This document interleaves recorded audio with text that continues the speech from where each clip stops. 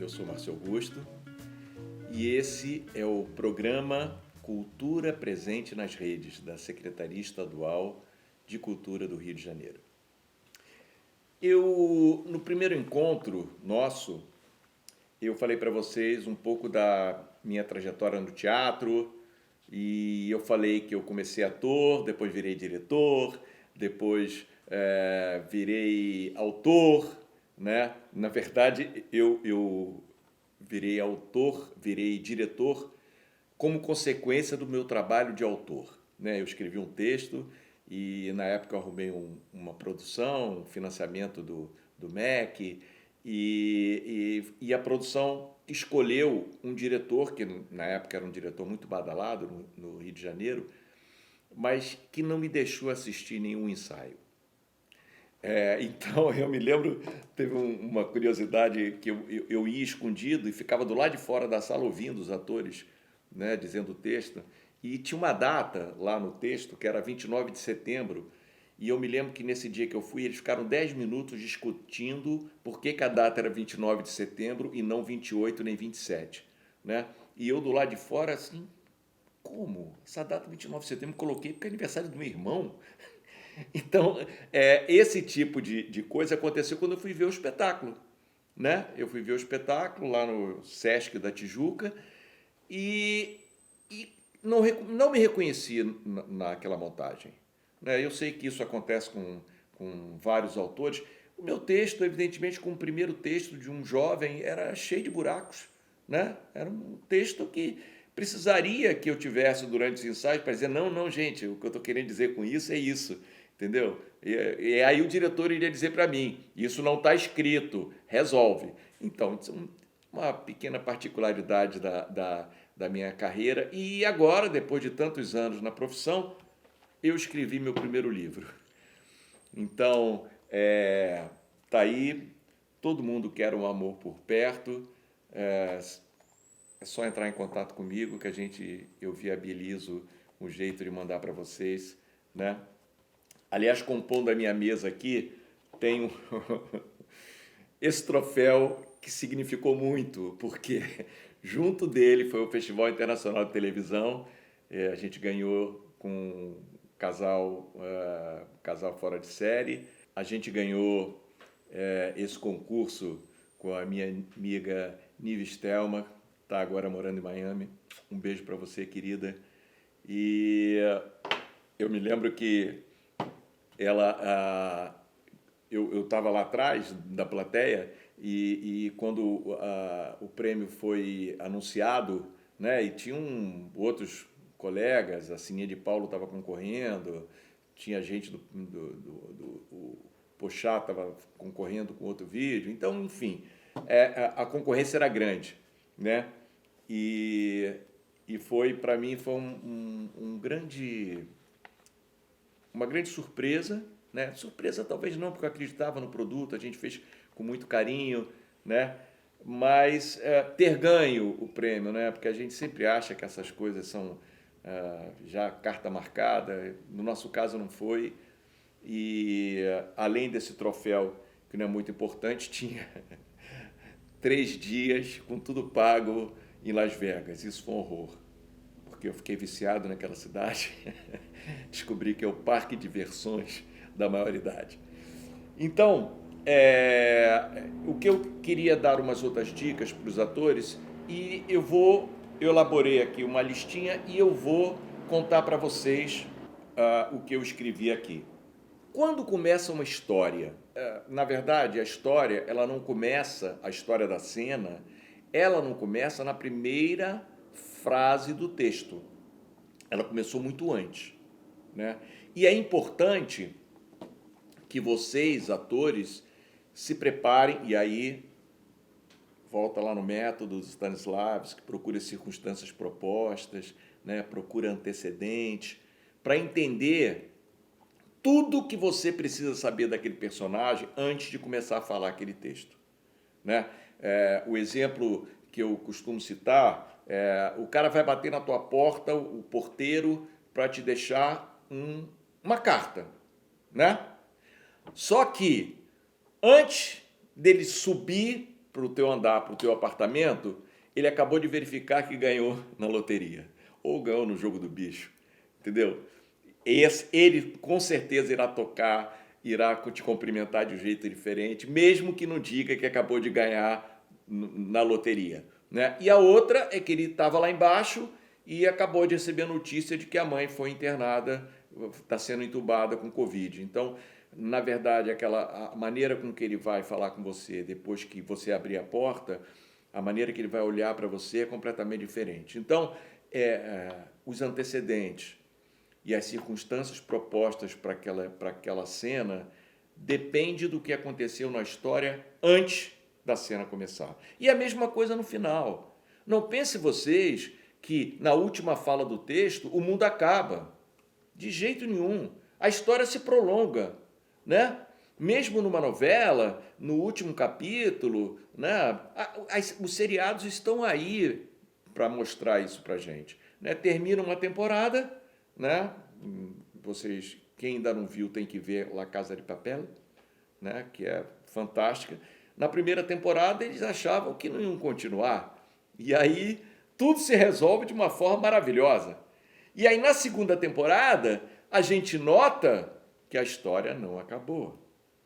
Eles dão continuidade a uma história que tinha terminado redondinha. Aliás, nesse Casa de Papel, acontece uma outra coisa que eu gostaria de comentar com vocês, que é o seguinte: quando a gente fala que o protagonista tem um querer e que ele luta a vida inteira para conquistar esse querer, não quer dizer que o querer dele seja uma coisa ética, do bem, né? Uma coisa... Porque ele pode ser, na verdade, do mal, né? Quando você vê um filme onde eu estou falando de Casa de Papel, né? Onde os protagonistas, né, bolam um assalto à Casa da Moeda, por mais que eles distribuam dinheiro com o pessoal, evidentemente que ali o objetivo dessa série não é dizer, olha, gente, o negócio agora é roubar o Banco Central, o negócio agora é tirar dinheiro, não é isso, né? Não é desorganizar a sociedade dessa forma. Então, ali a gente tem uma série nítida de protagonistas que não são do bem, né? Por mais que eles tenham... Aí a gente se envolve, por quê? Porque os personagens são tão bem construídos, eles são tão redondos, que a gente acaba se apaixonando pelo sentimento deles, pela forma de ver a vida, pelos compromissos que eles têm fora dali, com família, com filho, com pais, né? Então isso vai humanizando esses personagens. E aí tem uma outra coisa muito importante para vocês, atores, entenderem, que é um personagem ele não pode ser chapado. Um personagem ele é composto de vantagens e de desvantagens. E por que eu não falo de defeitos e de virtudes? Porque você pega um personagem que não é do bem, você não vai botar defeito no teu personagem, né? A sua primeira tendência é você defender o seu personagem com unhas e dentes, né? É você querer fazer aquele personagem da melhor forma. E aí corre o risco de o teu personagem no texto ele já é ruim e você torná-lo pior ainda, né? E aí você vai chapar o seu personagem. Quando as novelas começaram, no Brasil era muito comum você ter personagens, né? A noivinha do Brasil, que era a Regina Duarte, era o Tarcísio Meira, o personagem não podia ter mácula, né? Hoje em dia não é assim mais, né? Os personagens eles têm vantagens e desvantagens. Então, se você pega um personagem, é sua responsabilidade quanto intérprete escolher, se ele é um personagem do mal, escolher as vantagens dele. Eu tive a oportunidade de fazer o filme do Jorge Duran, Proibido Proibir, em que meu personagem era um policial matador, né? Ele começa o filme atirando e matando uma criança porque estava vendendo, estava com banquinha de camelô na área onde ele tomava conta, onde ele ganhava dinheiro com aquilo. Então, ele mata um garoto e sai e passa o resto do filme perseguindo o outro. Quando eu peguei esse bandido para fazer, né, eu pensei assim, mas como é que ele pega nessa arma para matar as pessoas? Um camarada que está acostumado a matar, um camarada que já matou, hoje em dia seria talvez um miliciano, né? Então, eu pensei assim, a arma para ele tem o mesmo peso que uma faca de manteiga que eu passo na minha casa, né? O fato de daquela arma sair uma bala e matar as pessoas, para ele é totalmente diferente. Cumprir minha tarefa hoje, né? Então eu procurei tirar o peso. Eu acho que os atores têm que fazer isso. Eles têm que ter um personagem deles, ele tem que ter o mesmo tanto de vantagens quanto de desvantagens, né? Não importa se aquela desvantagem está no pai doente que ele cuida, está na cachorrinha, né? Eu tinha um grande amigo meu, até hoje, e ele fez medicina, né? E eu me lembro que quando ele começou a atender nos hospitais, vários doentes terminais passaram pela mão dele. E eu falei, cara, como é que é isso, né? O paciente morrer. Ele falou, olha, Márcio, é chato, entendeu? Mas eu criei uma defesa de que com animal eu sofro mais.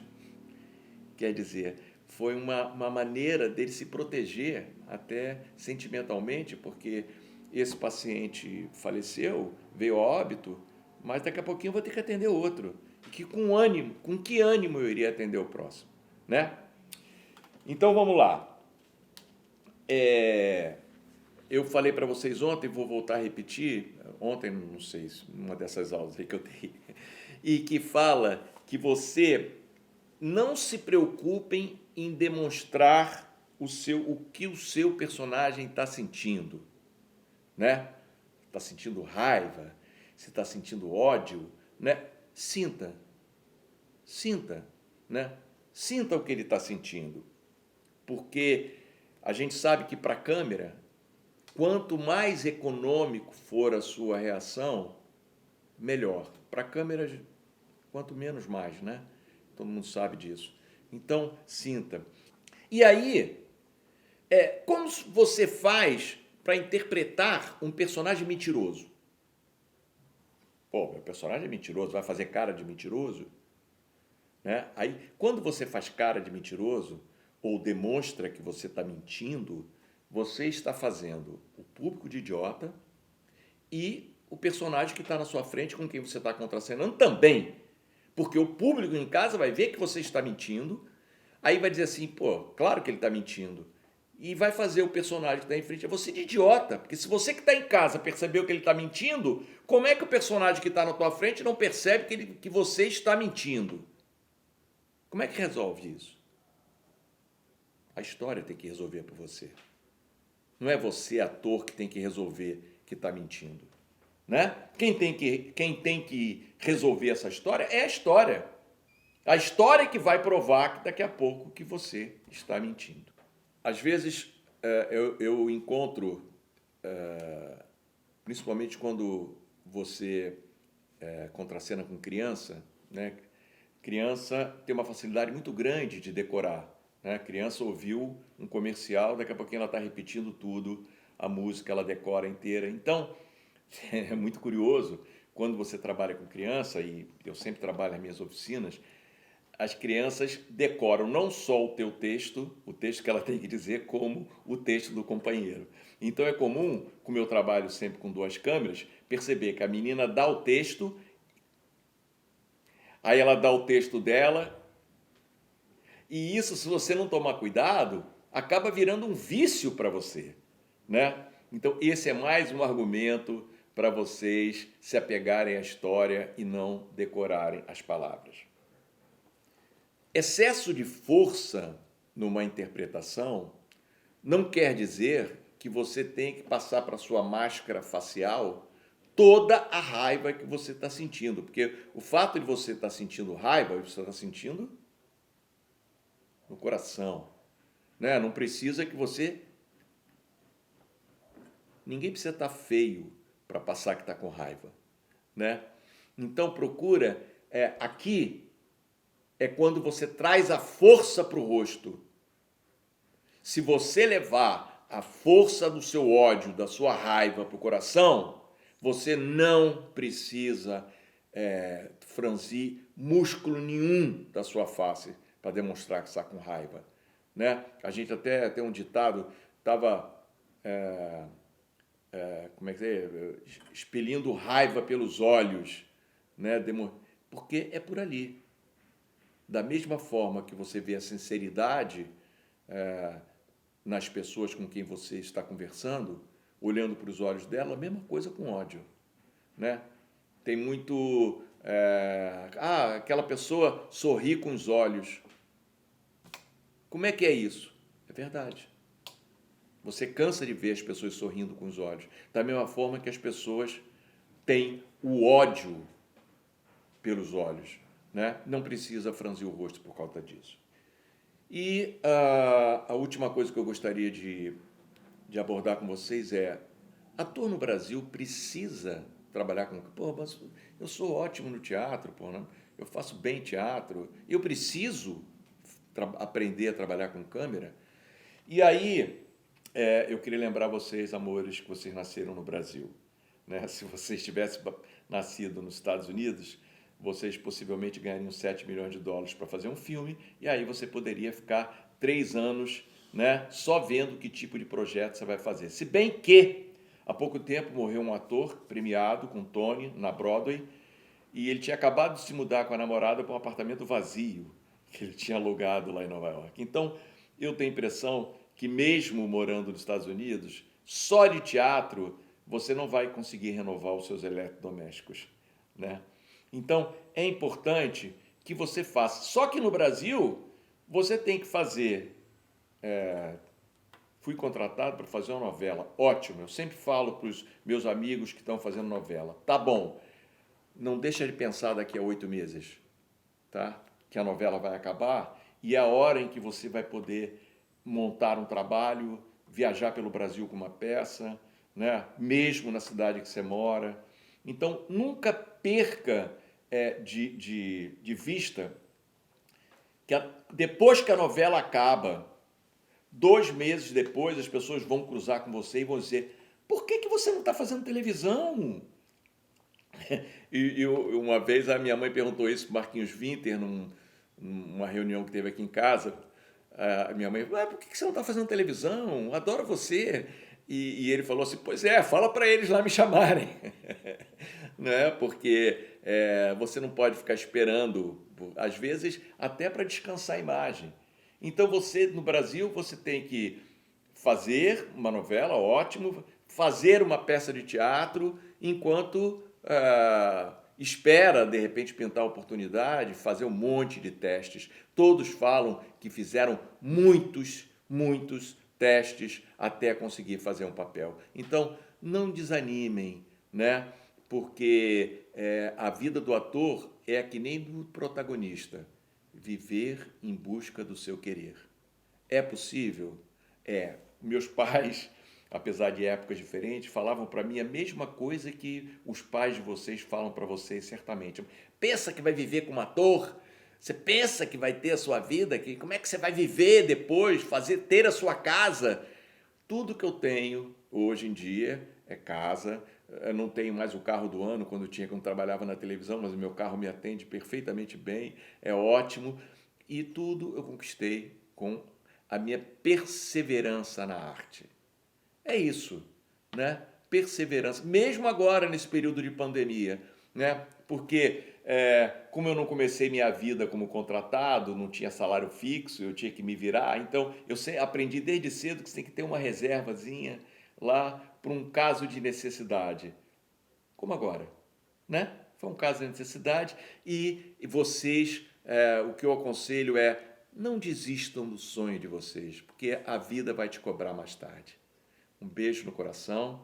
Mais uma vez, eu estou colocando aqui meu endereçamento e qualquer coisa, qualquer dúvida que vocês tenham, me procurem, porque eu respondo a todos. Um beijo enorme. Fique com Deus.